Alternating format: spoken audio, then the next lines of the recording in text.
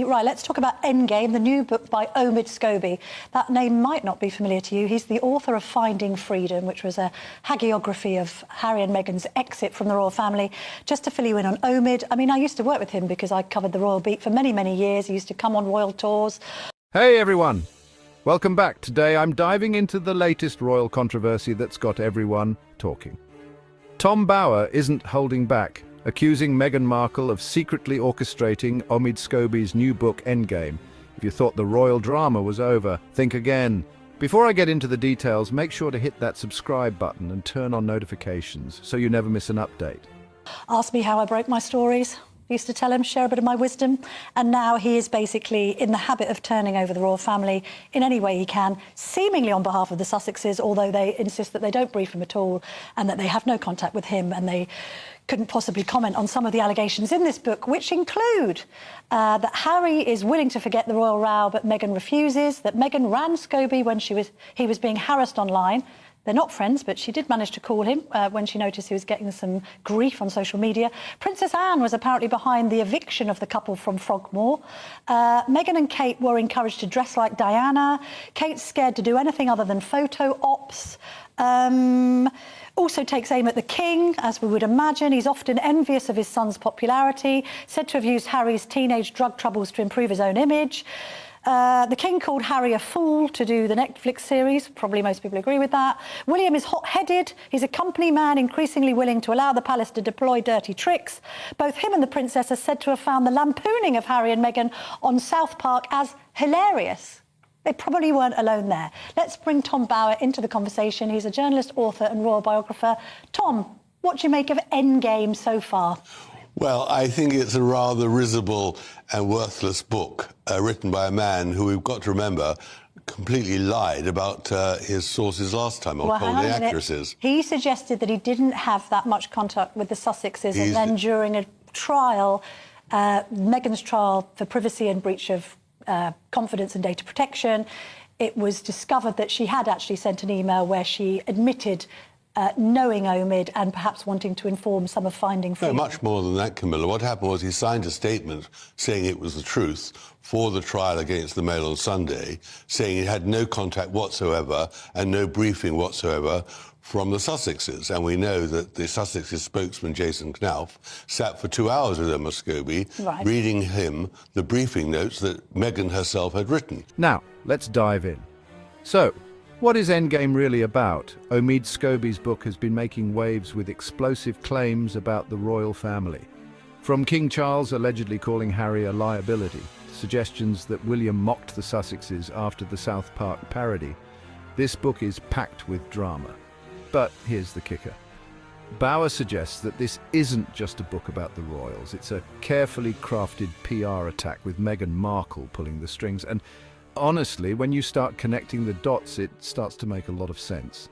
Now, let's talk about Meghan's reported influence. I suppose the more important question is, have they informed this book? Oh, of course they have. And what he does is, he doesn't actually talk to Meghan directly, as he didn't for Finding Freedom. He talks to the pressman or presswoman. I mean, they change all the time. But the whole point about what I'm trying to say about Omid Scobie is that he was absolutely inaccurate in the sworn statement he made, and that in itself was a catastrophe.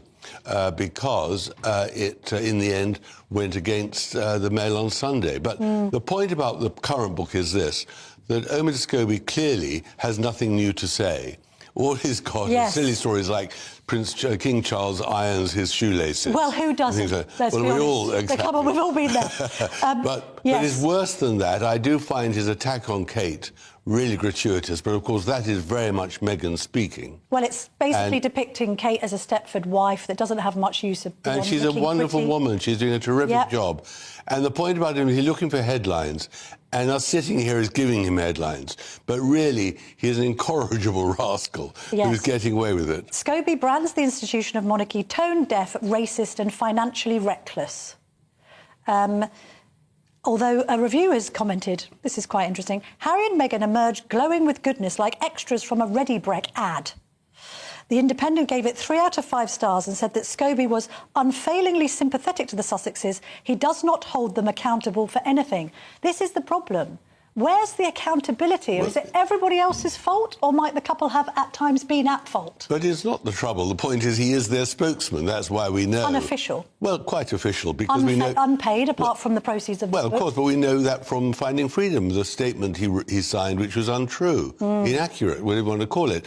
Again, he's saying he's had no help. Why would he be praising the Sussexes other than being as their cheerleader? And this is the really important part about this book. According to Bauer, Meghan has a history of using Scobie as her mouthpiece. Remember Finding Freedom? Court documents later revealed that Meghan and her team secretly fed information for that book, something they initially denied. So is history repeating itself? Bauer believes that while Meghan may not have spoken to Scobie directly this time, she likely used intermediaries to get her message across. The book paints her and Harry as victims, while slamming the royals as out of touch, petty, and even racist. It shows the Sussexes are continuing their war. They are all the time looking for a way to needle and to discomfort and to destabilize the royal family because it's in their financial and professional interest. And that is really where the sin of this book is. That actually the attack on the royal family is Meghan and Harry talking in their anger that they can't actually make any headway in California, in America, with their careers, other than by rubbishing the royal family, who tried their hardest to make them feel at home and all the rest of it. And so I think what Scobie's doing is quite shameful, but on the other hand, what I think Meghan and Harry have done is quite shameful, so they're in the same boat. I mean, he's got his shtick, he's doing his thing, he's making money from it. Is there something slightly admirable about this guy's chutzpah? I mean, he's come up with 2 books. The press are all over it. Well, they are, because we know from the first book that it was Meghan speaking, and now we know it's Meghan speaking again. And so this isn't because the book contains amazing revelations. It doesn't at all. But we know that he is the tool of the Sussexes. And as the tool of the Sussexes, he has done the best he can to blacken the royal family. Coincidence? I don't think so. If you're enjoying this breakdown so far, make sure to smash that like button. It really helps the channel out. Let's be real. Meghan and Harry's careers in the US have been built around their royal ties. Netflix deals, podcast interviews, book deals, all of it thrives on keeping their feud with the monarchy alive. Bauer argues that Endgame is just another attempt to stay relevant. And let's not forget, Scobie claims to know who the royal racists are, but refuses to name them for legal reasons. Sounds like a calculated move to keep the drama going without facing consequences. Any hope of reconciliation between the king and his youngest son, or the royal brothers, Tom? Absolutely not, and nor should there be. I mean, the Sussexes are beyond the pale, and they should stay in Montecito.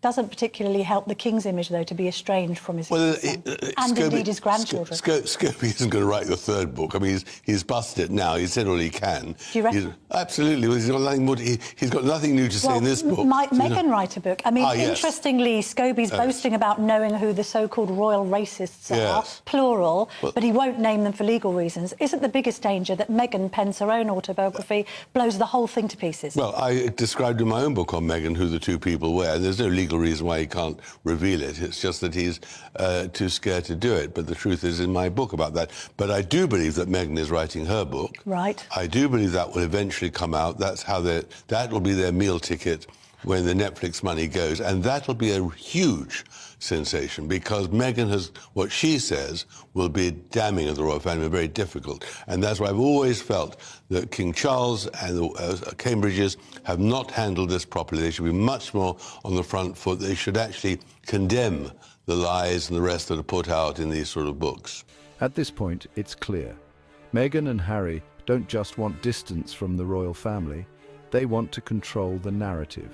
So where does this leave the royal family? According to Bauer, the Sussexes have no interest in reconciliation. This book isn't about telling the truth. It's about tearing down the monarchy while making millions in the process. And here's the irony. While Meghan and Harry claim to be moving on, books like Endgame prove they're still obsessed with the royals.